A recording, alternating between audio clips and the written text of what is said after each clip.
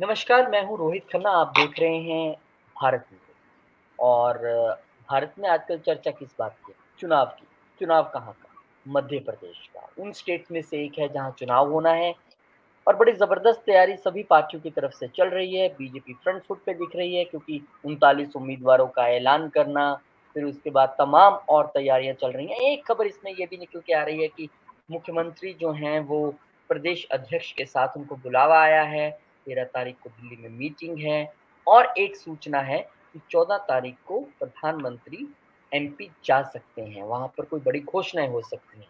चर्चा के लिए आमंत्रित करते हैं senior journalist doctor Rakesh Prakash ji को। राकेश जी नमस्कार, बहुत-बहुत स्वागत है आपका।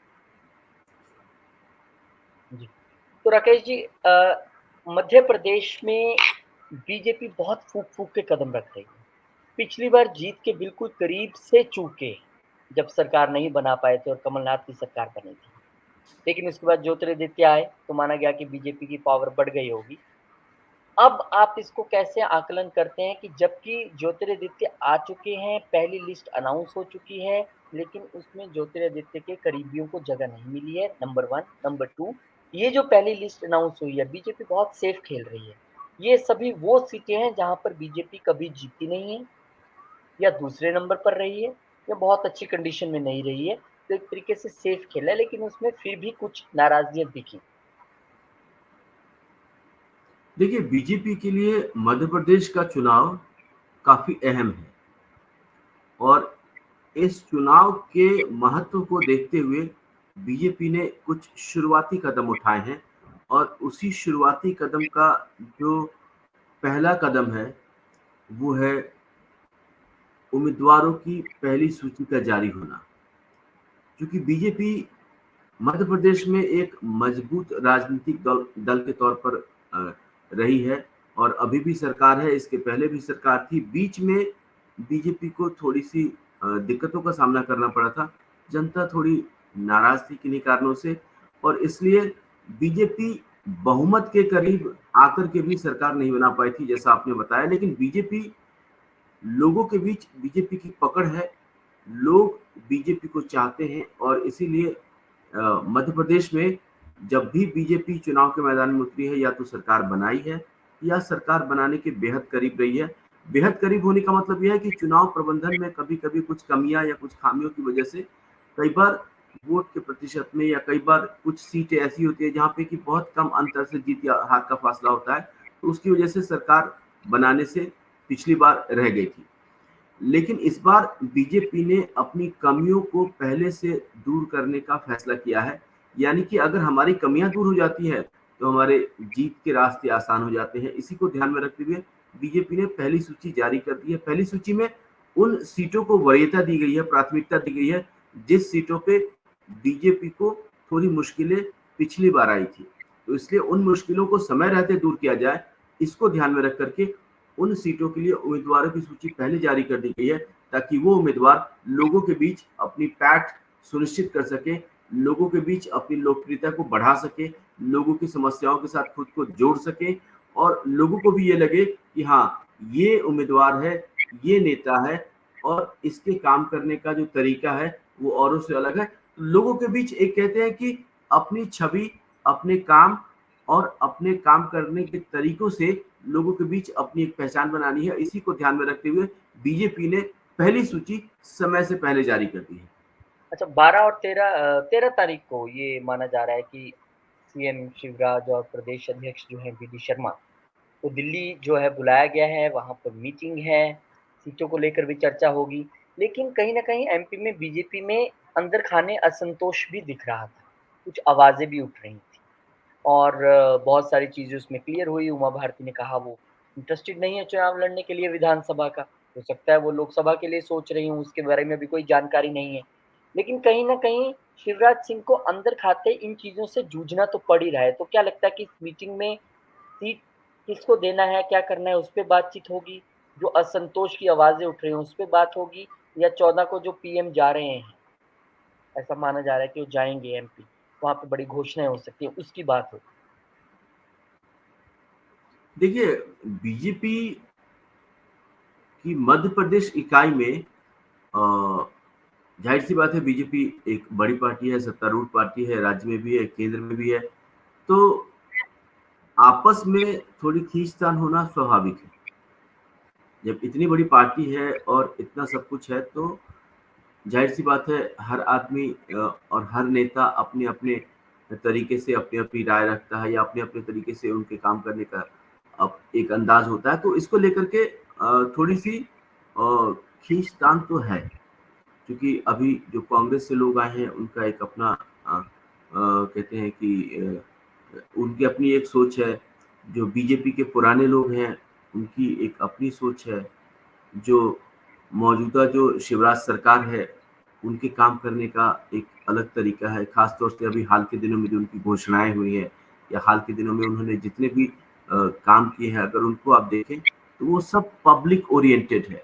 एकदम से लोगों को जोड़ने की जो कोशिश है, वो उसको दर्शाती है। आपने देखा होगा कि पिछली बार एक घटना सामने आई थी और उसमें मैं उस घटना के विस्तार के बारे में नहीं जानना चाह रहा, लेकिन खुद मुख्यमंत्री तुरंत उस व्यक्ति के पास गए थे और उन्होंने उसके चरण धोए थे। तो ऐसी बहुत सारी घटनाएँ आप सब देख सकते हैं जहाँ सरकार और मुख्यमंत्री बहुत ही कारगर तरीके से तुरंत कदम उठाते हैं और मामले को अ, निपटाते हैं या उसके समाधान को लोगों के सामने रखते हैं।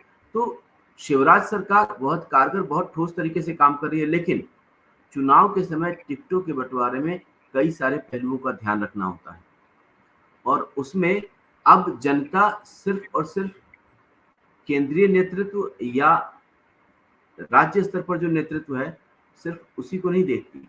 अब जनता उम्मीदवार को देखती है, अब जनता उम्मीदवार के काम को देखती है, उसके पिछले इतिहास को देखती है और वो आगे क्या कर सकता है या काम करने को लेकर के उसकी क्या योजना है, क्या सोच है, जनता इसको भी देखती है।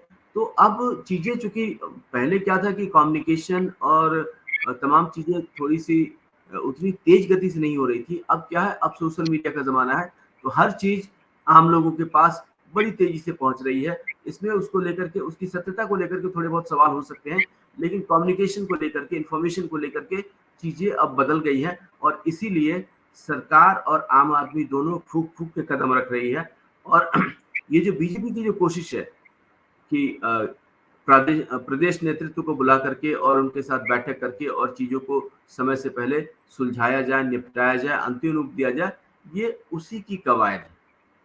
तो ज्योतिरादित्य सिंधिया फैक्टर क्या लगता है आपको हेल्पफुल रहेगा, नहीं हेल्पफुल रहेगा? क्योंकि उनका एक अपना आधार है, एक वोट बैंक है, वो चाहेंगे भी कि उनके करीबियों को ज़्यादा टिकट मिले भी। तो ये बीजेपी के वोट बैंक में, वोट शेयर में ऐड होगा, क्या होगा? कैसा रहेगा फैक्टर? क्योंकि फर्स्ट टाइम स्टेट इलेक्शन में जा रहे हैं ज्योतिरादित्य के साथ। देखिए इसके 2 पहलू हैं। एक तो बीजेपी पहले से ग्वालियर और भिंड, मुरैना इन इलाकों में जो है बीजेपी का एक पहले से अपना जनाधार रहा है और उसी इलाके में ज्योतिरादित्य सिंधिया का भी जनाधार है। तो जो नेता कुछ साल पहले तक ज्योतिरादित्य सिंधिया के खिलाफ चुनाव लड़ते थे, अब उनको ज्योतिरादित्य सिंधिया के साथ मिलकर के चुनाव लड़ना है। ये बड़ा अंतर है। तो उसमें देखने वाली बात ये है कि बीजेपी किस तरीके से उस खास इलाके में जहाँ ज्योतिरादित्य सिंधिया का प्रभाव माना जाता है, वहाँ पे बीजेपी किस तरीके से सीटों का संतुलन और टिकट के बँटवारे में ज्योतिरादित्य सिंधिया के लोगों को और बीजेपी के जो अपने पुराने कैडर हैं, उन दोनों के बीच टिकट के आवंटन में किस तरीके से संतुलन बिठाती है, ये गौर करने वाली बात होगी। जी। हाँ, ये ज़रूर है कि बीजेपी के साथ अगर ज्योतिरादित्य सिंधिया हैं, तो बीजेपी को फ़ायदा होना तय है, इसमें कहीं कोई दो राय नहीं है। लेकिन हाँ, नेताओं के बीच थोड़ी-सी आपसी खींचतान जो है, वो उसको लेकर के बीजेपी को सचेत रहना है कि ये इस तरीके की बातें जनता में ना आए, इस तरीके की बातें को विरोधी जो है अपना मुद्दा ना बना ले। तो ऐसी कुछ चीज़ें हैं जिसको लेकर के बीजेपी को सचेत रहने की ज़रूरत है। हाँ, ये है कि ज्योतिरादित्य सिंधिया के आने से बीजेपी को फ़ायदा ही होगा। जी। और एक सवाल और कि पीएम का दौरा अब होने वाला है, कितना फ़र्क उसके बाद स्टेट में आपको लगता है पड़ेगा? क्योंकि इस बार चेहरा वही देखिए रहने वाले हैं।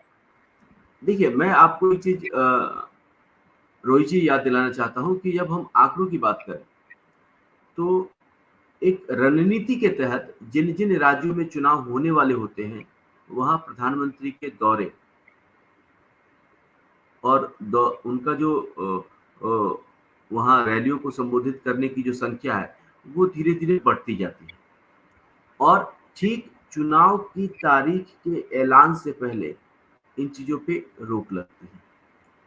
तो अभी चूँकि मध्य प्रदेश में चुनाव है, तो स्वाभाविक सी बात है कि प्रधानमंत्री अभी वहाँ कई जगह पे जाएँगे, कई जगह पे रैली करेंगे, कई जगह पे बड़ी-बड़ी योजनाओं का शुभारंभ होगा, कई जगह पे शिलान्यास होगा, कई जगह पे आधारशिला रखी जाएगी।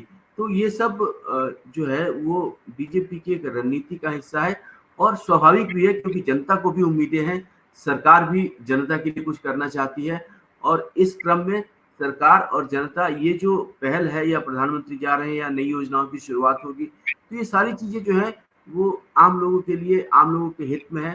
तो इसको एक आपको सकारात्मक लगता है कदम कि के रूप में देखना आपको लगता चाहिए। है कि आपको लगता है कि बीजेपी के लिए एमपी की जीत पार्टी मान के चल रही होगी कि बहुत ज़रूरी इसलिए भी है क्योंकि उसके तुरंत बाद आपको लोकसभा चुनाव में भी जाना है और अगर प्रदर्शन यहाँ ठीक नहीं रहता है तो एक गलत मैसेज चला जाएगा और प्रदर्शन ठीक रहता है तो आप एक मोटिवेशन के साथ जाएँगे कि इसीलिए इसको सेमीफाइनल भी कहा जा रहा है 2024 से पहले का।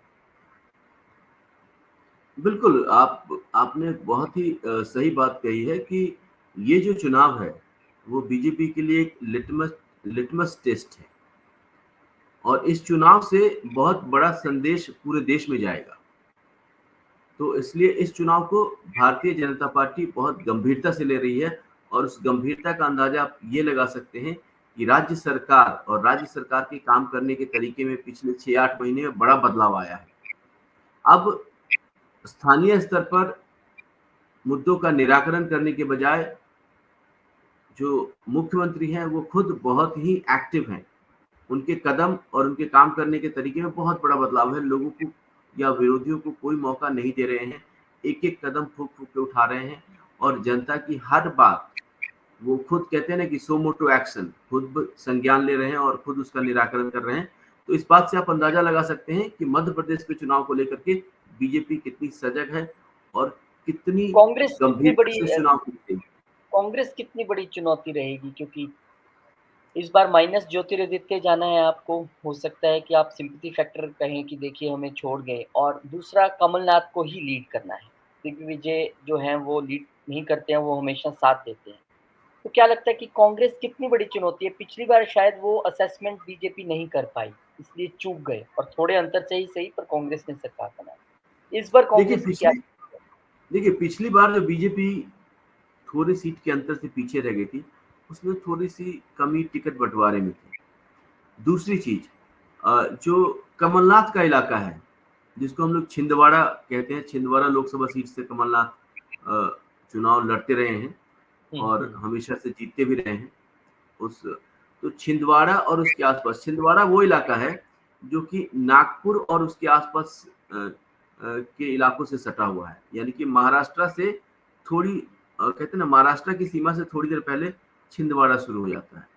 तो छिंदवाड़ा और नागपुर का जो इलाका है उसको हम विदर्भ का इलाका कहते हैं, ठीक है? मध्य प्रदेश के बाद जो महाराष्ट्र और उससे सटे हुए इलाके हैं, वो इलाका विदर्भ के नाम से जाना जाता है। तो विदर्भ में जो राजनीति है, वो फार्मर सेंट्रिक है, यानी कि किसानों के मुद्दे वहाँ ज़्यादा ज़ोर-शोर से उठाए जाते हैं और आपने देखा होगा कि विदर्भ से ठीक पहले जो ग्वालियर है, भिंड है, मुरैना है, तो जो ये सब इलाके हैं, इन अब विदर्भ का इलाका है वहाँ थोड़ी कांग्रेस की पकड़ ज़्यादा है। ऐसा नहीं कि बीजेपी की पकड़ कमज़ोर है, लेकिन कांग्रेस वहाँ मुकाबले में है। उससे जो पहले का इलाका है जो कि हम लोग कहते हैं ना कि अ, उत्तर प्रदेश को टच करता हुआ उत्तर प्रदेश और मध्य प्रदेश की सीमा एक-दूसरे को छूती है।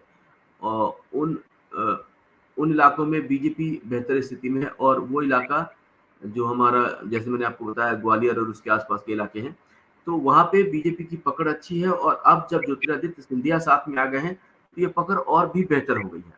तो इन इलाकों में जो हमारा जो ग्वालियर और उसके आस-पास का इलाका है, बीजेपी को यहाँ पे चुनौती उस तरीके से नहीं मिलेगी, जितनी ज़्यादा चुनौती छिंदवाड़ा और उसके आस-पास के इलाकों में मिलेगी।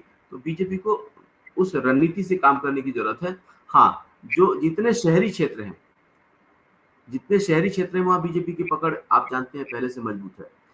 और अ, जो कमलनाथ का इलाका है, वहाँ पे बीजेपी की पकड़ के साथ-साथ संघ की भी अच्छी पकड़ है।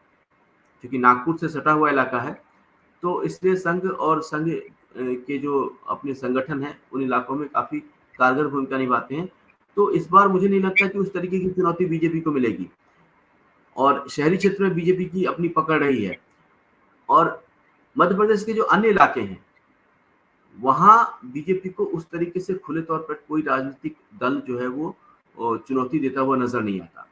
तो ऐसे में बीजेपी के लिए अगर बीजेपी अपने टिकट बँटवारे के काम को बिना किसी खींचतान के अगर अंजाम दे देती है, तो मध्य प्रदेश में चुनाव जीतना बीजेपी के लिए कोई बड़ी चुनौती का काम नहीं है, क्योंकि जो रास्ता है वो पहले से तैयार हो चुका है और बीजेपी अब चरणबद्ध तरीके से स्टेप बाय स्टेप कदम उठा रही है, चुनाव को ध्यान में रख के। तो मुझे नहीं लगता कि इस बार जिस तरीके की रणनीति बीजेपी अपना रही है, उसमें उसको किसी तरीके की दिक्कत का सामना करना पड़ेगा। जी, बहुत-बहुत शुक्रिया राकेश जी इस तमाम चर्चा के लिए, यानी कि सीधे तौर पर कहें तो मध्य प्रदेश में बीजेपी के लिए राह जो है, वो आसान है कि नहीं है, वो इस चीज़ पर निर्भर करती है कि आप टिकट का बँटवारा किस तरह से करते हैं, असंतोष कितना कम रहता है और आपके जो बड़े नेता हैं तमाम, चाहे वो शिवराज हों, बीडी शर्मा हों, कैलाश विजयवर्गीय हों, उनकी आवाज़ें आपस में उमा भारती हैं, उनकी आवाज़ें आपस में एक सुर में चलती हैं कि नहीं चलती? अंदर खाने को खींचतान रहती है कि नहीं रहती? ये सारी चीज़ें देखने वाली होंगी। बहुत-बहुत शुक्रिया राकेश जी। मिलेंगे आपसे एक नई चर्चा में, एक नई डिबेट में। बहुत-बहुत धन्यवाद। नमस्कार।